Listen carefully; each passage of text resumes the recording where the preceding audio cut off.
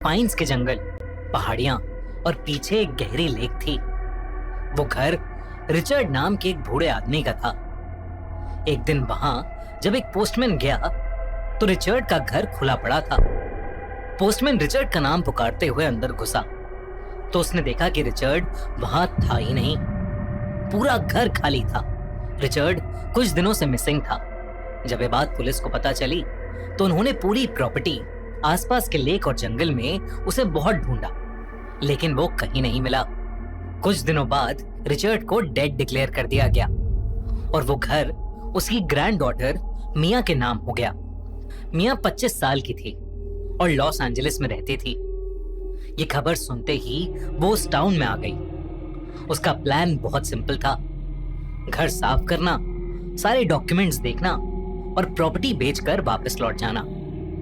पूरा दिन सफाई में निकल गया। सिर्फ गैरेज बाकी रह गया था।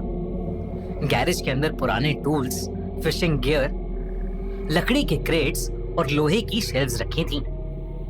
सबसे पिछली शेल्फ और दीवार के बीच एक काले कपड़े में लिपटा हुआ एक मोटा सा बंडल पड़ा था। मिया ने कपड़ा हटाया तो एक पुरानी सी बुक थी। उसका कवर बहुत अजीब था और वो अलग अलग चमड़े के टुकड़ों से बना हुआ था और उसके बीच में एक बहुत अजीब सा गोल सिंबल था जिसके अंदर पेड़ की उलझी हुई रूट्स थीं और उसके बीच डरावना सा चेहरा बना था। मिया ने पहला पेज खोला। उस पर गहरे लाल रंग से अजीब से शब्द लिखे थे। हर लाइन के आसपास अलग सिंबल्स और ड्राइंग्स बनी थीं।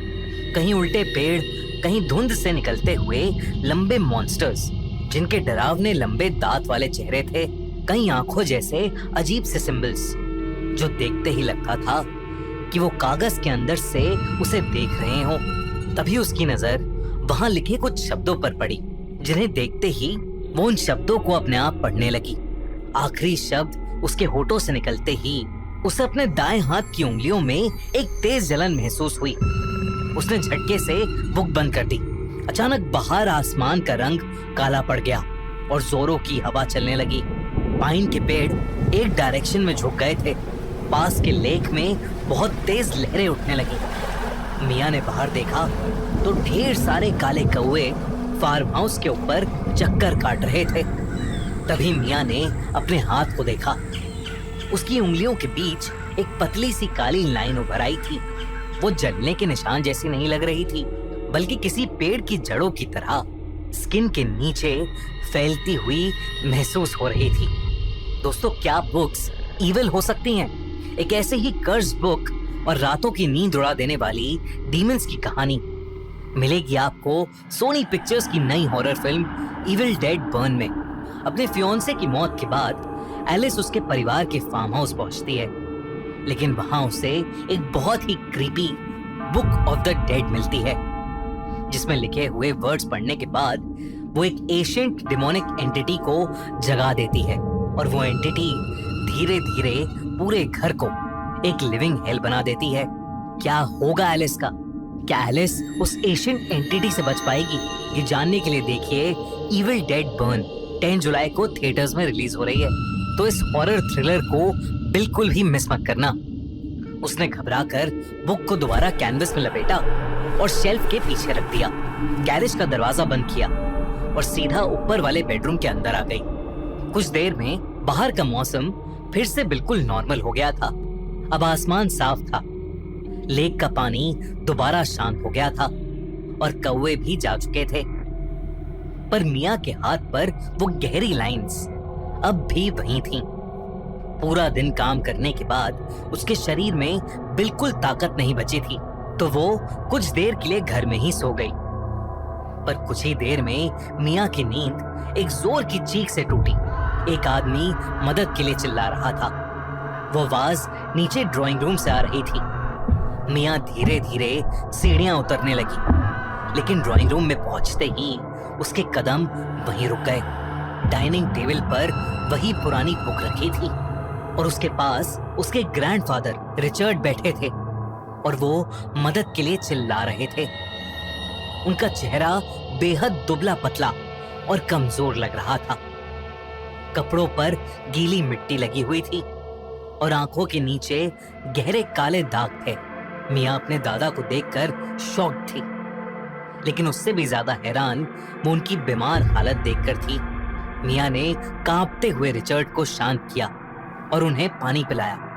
रिचर्ड बार बार घर के हर एक कोने को देख रहा था, कभी खिड़की के बाहर तो कभी छत की तरफ।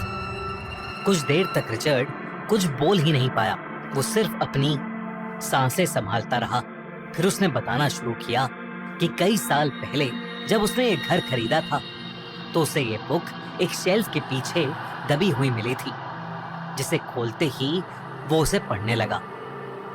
उस दिन के बाद से उसे लगने लगा कि घर में कोई और भी रहता है। पहले आवाजें आईं, फिर ऐसे चेहरे दिखने लगे जो हर दिन किसी अपने का रूप ले लेते थे।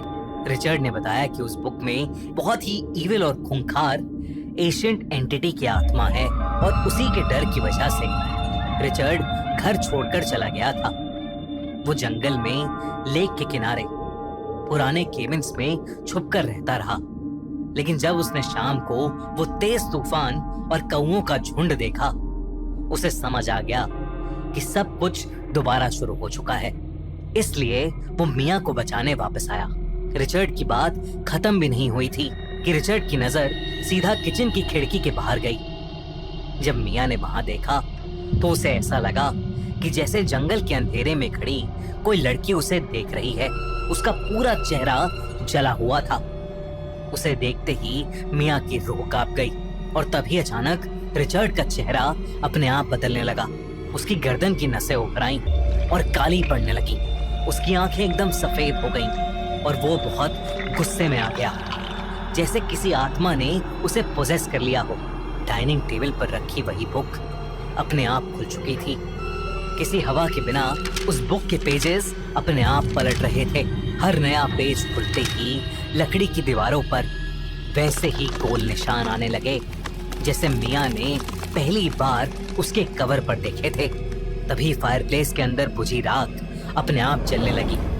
मियाँ ने बुक बंद करने की कोशिश की, पर जैसे ही उसने बुक का कवर पकड़ा, उसके हाथ की नसें जलने लगी। जलन इतनी तेज थी कि उसे लगा कि जैसे उसकी हथेली के अंदर अंगारे भर दिए गए हों। धीरे धीरे उसके हाथ पर भी वही काले सिंबल्स बनने लगे। वही रिचर्ड ने टेबल पर पड़ा कैंडल स्टैंड उठा लिया। पिघला हुआ मोम रिचर्ड के हाथों पर बहकर गिरने लगा, लेकिन रिचर्ड ने ना हाथ हटाया ना दर्द से कोई आवाज निकाली। वो बस गुस्से में उस जलते हुए कैंडल स्टैंड को लेकर मियाँ की तरफ बढ़ने लगा, जैसे वो उसे उस स्टैंड से मारने वाला हो। बाहर आसमान फिर से काला हो गया और ढेर सारे कौओं का झुंड आसपास घूमने लगा। मियाँ ने कैंडल स्टैंड से बचते हुए रिचर्ड को धक्का दिया तो रिचर्ड दीवार से टकरा गया और उस कैंडल स्टैंड से घर के कर्टेन्स ने आग पकड़ ली। एकदम से पूरा का पूरा घर जलने लगा। रिचर्ड भी उस आग में झुलस गया।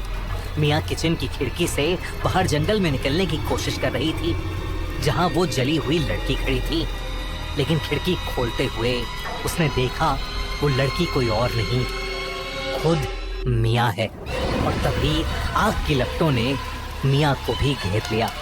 कुछ देर बाद फायर ब्रिगेड तो वहां आई, लेकिन तब तक बहुत देर हो चुकी थी। जब पुलिस वहां पहुंची तो उन्हें रिचर्ड और मियाँ की जली हुई बॉडीज मिली, जिन्हें देखकर वो शॉक थे। पूरा घर जल के राख हो गया था, पर वो बुक ऑफ द डेड अभी भी टेबल पर पड़ी एकदम सही सलामत थी। दोस्तों, अगर आपको कर्स बुक्स दिमाग हिला देने वाला सुपर नेचुरल हॉरर और नॉन स्टॉप टेरिफाइंग एक्सपीरियंस पसंद